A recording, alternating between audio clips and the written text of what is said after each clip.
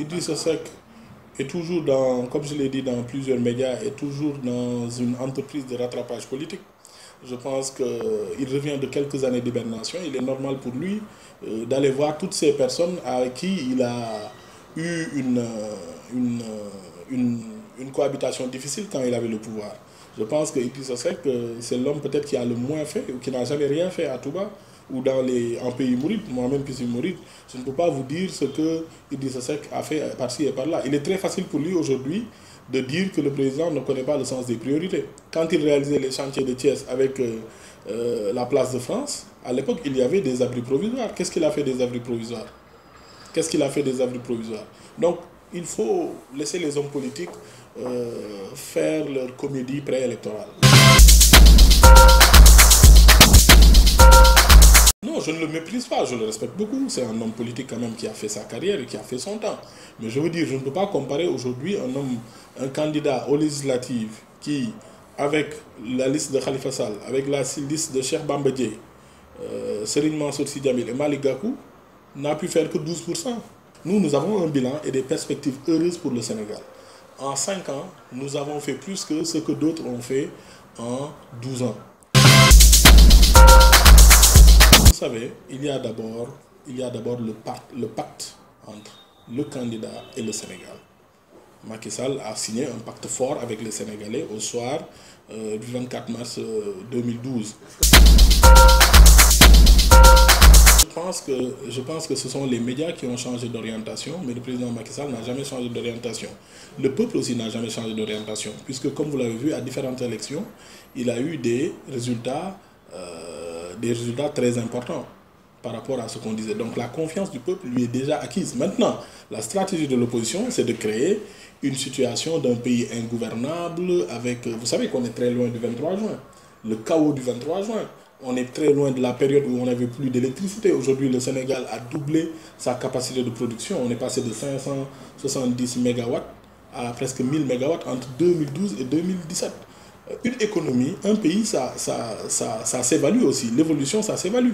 Et l'évolution, c'est ça. Mais le pacte fort qui a lié le Sénégal avec le président Macky Sall sur la base du Yoonu Yokkouté, où il parlait de ses priorités avec le monde rural, avec les femmes. Aujourd'hui, on le sent bien. Combien de villages ont reçu des adductions d'eau? Plus de 500 avec le PUDC. Je vous explique un peu. C'est-à-dire, on a changé d'ordre de priorité. Je pense qu'il y a un débat fort encore qui est un peu faussé. Parce que, vous savez, quand il y a croissance, ce n'est pas aux hommes politiques de l'évaluer. Ils peuvent l'apprécier, mais ce n'est pas à eux de l'évaluer. Je pense que l'eurobond qui vient d'être, le succès que le Sénégal a rencontré dans son emprunt obligataire qui s'est fait la semaine dernière, en est un exemple éloquent. On ne peut pas au Sénégal laisser la parole aux hommes politiques pour dire que la croissance de 7,2% n'est pas bonne, elle n'est pas une croissance qui se mange ou ce genre de choses, alors que les investisseurs internationaux qui prennent leur retraite, ce n'est pas des partenaires techniques et financiers publics, ce n'est pas des États, ce sont des fonds d'investissement qui n'ont que pour religion que la rentabilité. S'ils viennent donner au Sénégal des fonds aussi importants sur 30 ans, c'est parce qu'il y a des indicateurs qui leur permettent cela.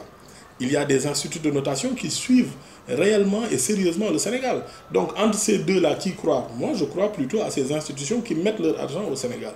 Donc si on peut avoir ces éléments de prêt-là, des éléments de prêt meilleurs que la Côte d'Ivoire, alors que leur économie est 2 fois plus florissante que la nôtre, celle du Nigeria, si on peut avoir des conditions de prêt, des conditions de maturité qui sont meilleures que celles du Kenya, c'est parce que notre économie bouge. Maintenant, le ressenti, l'inclusivité de la croissance, le président Macky Sall en a toujours parlé. C'est qu'au Sénégal, on a eu d'autres habitudes, c'est-à-dire de partager la croissance ou les ressources publiques d'une autre manière. Aujourd'hui, on a une redistribution digne des ressources et des revenus de la croissance. Aujourd'hui, les fruits de la croissance sont bien partagés. Le président Macky Sall l'avait décliné dans le Yoonu Yokkouté en indiquant que ses priorités étaient les femmes et le monde rural.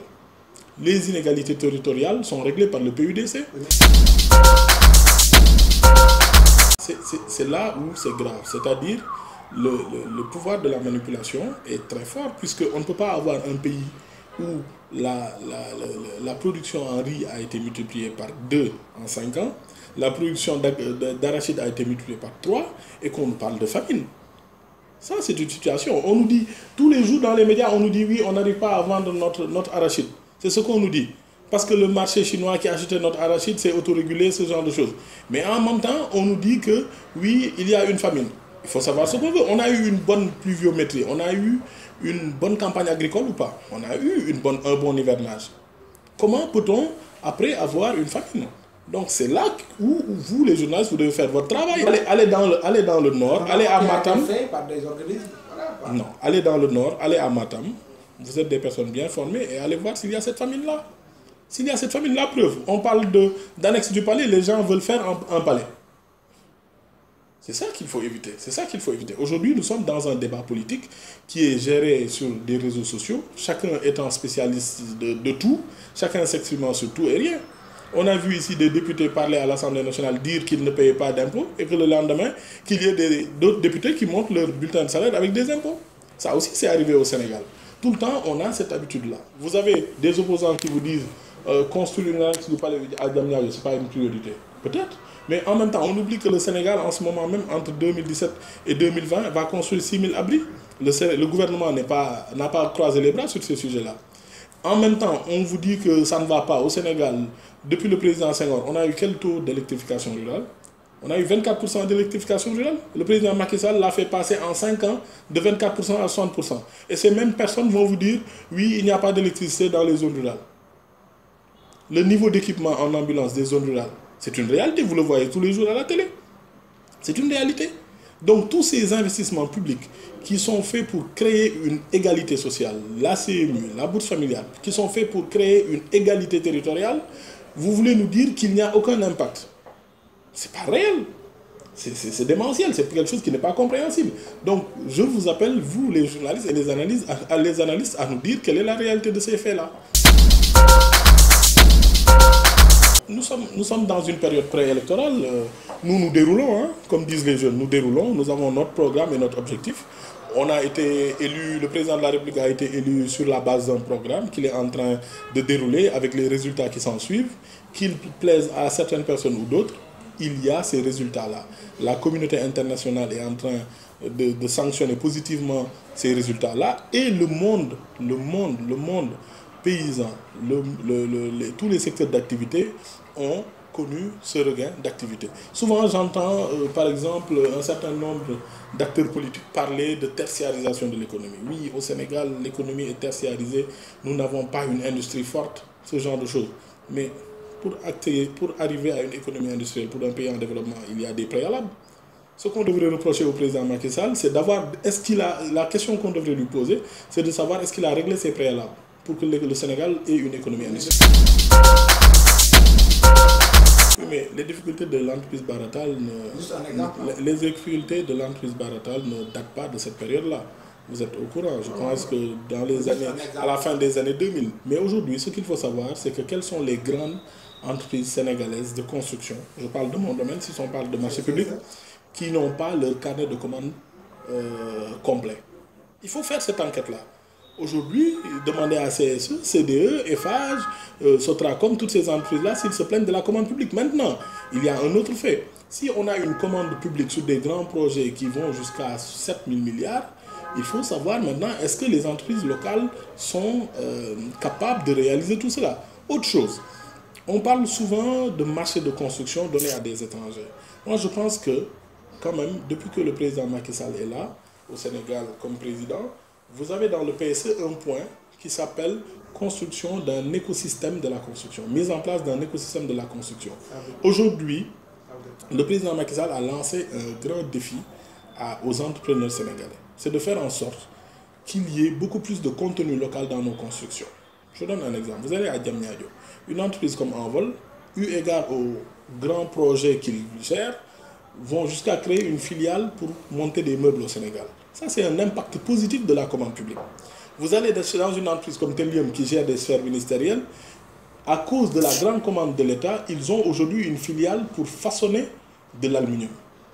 Ils ont même créé une filiale de construction, carrément, Telium Construction. Ça, c'est un impact positif de la construction, des projets publics. Vous allez chez Jetran, ils ont industrialisé leur processus de production. Aujourd'hui, vous allez chez Jetan, vous voulez acheter 50 mètres cubes de béton, 2000 mètres cubes de béton, ils peuvent vous le faire et vous l'amener sur votre chantier. Et ça, c'est une manière pour l'État de booster le secteur de la construction. Le marché des lampadaires, moi, ce que je veux savoir, c'est juste savoir qu'est-ce qui dérange les gens. Est-ce qu'il y a une entreprise sénégalaise ou ouest-africaine qui fait des lampadaires? Akon, est-ce que c'est un entrepreneur? Au contraire, Akon, il gère une fondation pour faire des choses. Est-ce qu'il a déposé à cet appel d'offres-là? C'est ça le problème. C'est-à-dire qu'il faut poser un État, l'exécution de la dépense publique, ce sont des règles. Même le président de la République ne peut pas y déroger. C'est pas parce que Akon est un Sénégalais, j'aime bien sa musique, c'est quelqu'un qui nous amuse et pour lequel on a beaucoup de fierté. C'est pas parce que Akon a une entreprise qui fait de l'éclairage solaire. Et d'abord, est-ce qu'il le fait au Sénégal? Est-ce que c'est monté au Sénégal? Parce que c'est ça le plus important. Est-ce qu'il y a des salariés au Sénégal pour dire que oui, on l'a donné à des Français? Alors, il faut arrêter ce débat xénophobe sur l'économie. On parle de TER. Tout le monde sait que dans le monde, Alstom est le meilleur en TER. Si vous voulez comparer un TER français et un TER chinois, c'est un peu comparer une Mercedes à une Hoover. Je ne veux pas peut-être un peu taquiner mes amis de CCBM. Donc c'est un peu ça le débat. C'est ça le débat. Quelle est l'échelle d'ambition que nous avons pour notre pays? Pourquoi nous ne mériterons pas, par exemple, une annexe à Diamniadio? Puisque ça a une cohérence, on veut créer des attracteurs territoriaux pour faire en sorte que des entreprises, des structures publiques viennent s'installer là-bas. Donc il faut mettre des choses qui les intéressent, qui feront qu'ils viendront à Diamniadio. C'est ça le débat. Maintenant, il faut aussi interroger nos entrepreneurs locaux. Pourquoi jusqu'à présent on ne sait pas faire de portes en série au Sénégal? Pourquoi on ne sait pas faire des ampoules au Sénégal jusqu'à présent? Ce n'est pas des technologies compliquées. Et ce n'est pas la responsabilité de l'État. Peut-être l'État doit encadrer cette ambition-là en les poussant. Aujourd'hui, il existe le Fonds 6 qui crée un fonds d'amorçage pour appuyer toutes les entreprises qui veulent développer des technologies ou des projets pour participer à la commande publique.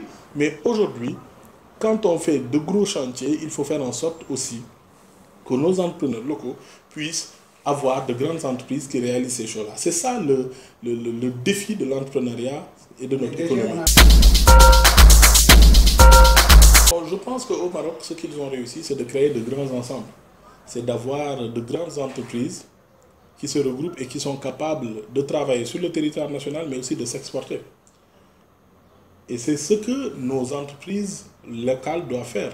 Si on n'arrive pas à avoir une confédération, une seule confédération des entreprises du Sénégal, un seul syndicat patronal au Sénégal, comment peut-on arriver à avoir de grands groupes de construction? On en a déjà qui gagnent dans la sous-région. Et je vous dis que leur carnet de commandes, moi je suis sûr qu'ils sont déjà pleins au Sénégal. Mais sur d'autres sujets, c'est-à-dire je vous parle du contenu, du local content, du contenu local. C'est-à-dire aujourd'hui, on fait une route de Dakar à Thiès. Sur chaque type d'activité, sur chaque segment d'un marché, quelles sont les entreprises sénégalaises qui sont capables de réaliser des choses? Pas de gagner un marché pour construire, mais par exemple sur les matières qu'on pose, sur les lampadaires. Aujourd'hui, vous pensez que 60 ans après notre indépendance, que le Sénégal ne sache pas faire des poteaux? C'est la responsabilité de l'État, alors qu'on a investi sur des écoles polytechniques. Combien d'ingénieurs nous avons qui sont en France et d'autres? Il faut que les Sénégalais se mettent à l'entrepreneuriat, qu'ils structurent leurs projets. L'État a mis en place beaucoup de mécanismes. Au Sénégal, qui va avoir le Fonds 6 pour leur proposer, par exemple, de créer une entreprise? Ceux qui l'ont fait pour faire des seringues, pour faire du matériel médical. Aujourd'hui, le Fonds 6 a investi pour du matériel médical à Mbour. Ils ont investi même dans des cliniques et d'autres choses. Ils ont investi aujourd'hui dans l'hôtellerie pour créer un club maître, je ne sais pas, à la sortie de Dakar. Donc s'il y a des opportunités, il faut qu'on ait beaucoup plus d'hommes d'affaires, de capitaines d'industrie qui savent créer des dynamiques sérieuses. Et ces dynamiques sérieuses auraient après des impacts sur le développement du Sénégal. Parce que le développement, c'est un peu l'impulsion de l'État, mais après, c'est la volonté des hommes d'affaires et des Sénégalais pour arriver à réaliser ces défis-là.